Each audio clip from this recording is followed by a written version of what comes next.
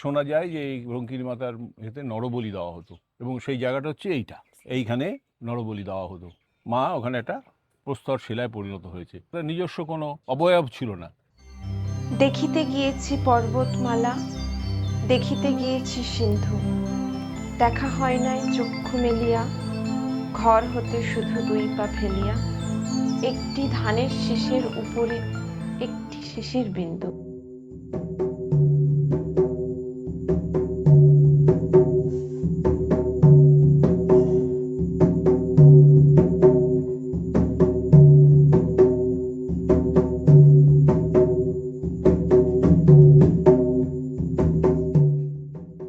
আমরা মন্দির তো দেখতেই পাচ্ছি,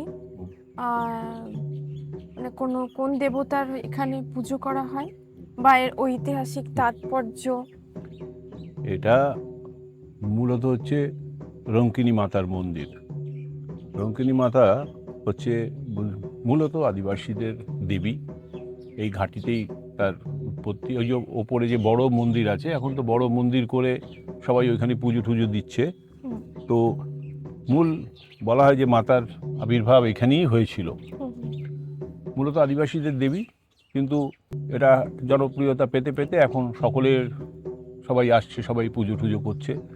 এই রঙ্কিনী মাতা নিয়ে খুব গল্প আছে, অনেক রকমের সত্যি মিথ্যে মিলিয়ে অনেক কিছু গল্প চলিয়ে। তার মধ্যে একটা খুব হচ্ছে, এক সময় শোনা যায় যে এই রঙ্কিনী মাতার এতে নরবলি দেওয়া হতো, এবং সেই জায়গাটা হচ্ছে এইখানে নরবলি দেওয়া হতো।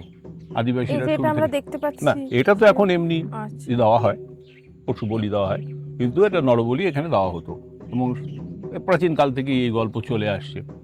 তারপরে রঙ্কিনী মাতা নিয়ে অনেক গল্প চালু আছে। এই জায়গাটাকে কাপাতগাটি ঘাট বলা হয়। কাপাতগাটি ঘাট অর্থ ধোবি ঘাট। ধোবি কাপড় কাচা হয়।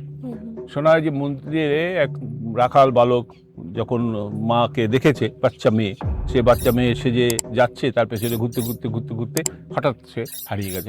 ধোবাসে কাপড় কাচ্ছিল, তার কাপড়ের পোচকার মধ্যে ঢুকে গেছে। আচ্ছা, ঢুকে গিয়ে শোনা যায় তারপরে সে আর খুঁজে পায়নি, চলে গেছে। কিন্তু ওই দেখা যায় ওই যে কাপড়ের রোজকার সমিতি মা ওখানে একটা প্রস্তর শিলায় পরিণত হয়েছে, এবং সেই প্রস্তর শিলাটাকেই লোকে পুজো করতো রঙ্কিনী মাতা। হ্যাঁ, এই যে ওই যে ওখানে একটা শিলা আছে, এর কোনো রঙ্কিনী মাতার নিজস্ব কোনো অবয়ব ছিল না। এখন মন্দির করেছে, নানা রকমের জিনিস করা হয়েছে। এই আদিবাসীরাই এর পুজো টুজো করে, এখনো তাই করে।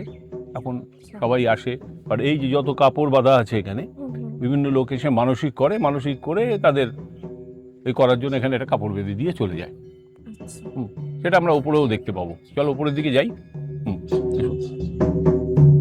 আপনাদের মতামত আমাদের জন্য মূল্যবান, তাই দয়া করে লাইক ও সাবস্ক্রাইব করবেন প্লিজ। রঙ্কিনী মাতার আরো গল্প শুনতে পরের পর্বগুলো দেখুন।